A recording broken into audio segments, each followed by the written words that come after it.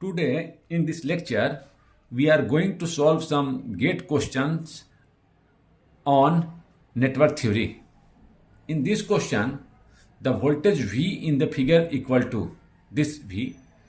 This was the question. So to find this V you can apply KVL here. All the voltages are known. This is known, this is known, this is known, and just one is unknown. So just by one KVL you can get this voltage. So we are applying 5 voltage rise, voltage drop, taking it negative, voltage drop, taking it negative, and then this was marked in the question. So this is voltage rise. इस तरह से हम लोगों ने लिख दिया KVL. Voltage rise, यहां से KVL लगाना शुरू किया. Voltage rise, voltage drop negative, again voltage drop and then voltage rise, फिर वहीं पर आ गए. तो ये आपका आया 4 4 8 5 -3 plus V is equal to 0, V is equal to 3 volt. इस तरह से इसका आंसर हुआ 3 वोल्ट. दूसरे क्वेश्चन में देखते हैं. The voltage V in figure is, ये वोल्टेज V पूछ रहा है. This difference between this and this, इस तरह से मार्क कर दे रखा है. यानी कि दिस माइनस दिस, यानी कि दिस माइनस दिस, यहां का डिफरेंस मुझे निकालना है. हम क्या करेंगे देखते हैं. अरे यहीं पर पैरेलल में 10 वोल्ट लगा रखा है, यानी कि जो ये 10 वोल्ट है यही यहाँ का भी वोल्टेज होगा. देखिए यहाँ पर 10 वोल्ट लगा ही रखा है. सो राइटली हम लोग कह सकते हैं, इजीली हम लोग कह सकते हैं 10 वोल्ट.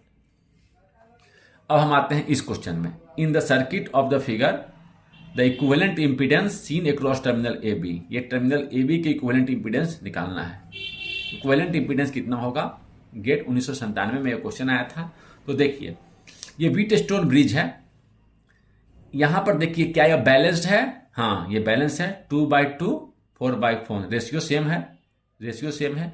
अगर व्हीटस्टोन ब्रिज बैलेंस है तो इस ब्रांच में कोई करंट नहीं जाएगा. यहां का पोटेंशियल और यहां का पोटेंशियल सेम होगा.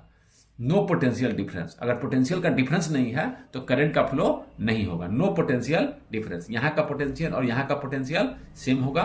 तो इसको हम विड्रॉ कर सकते हैं.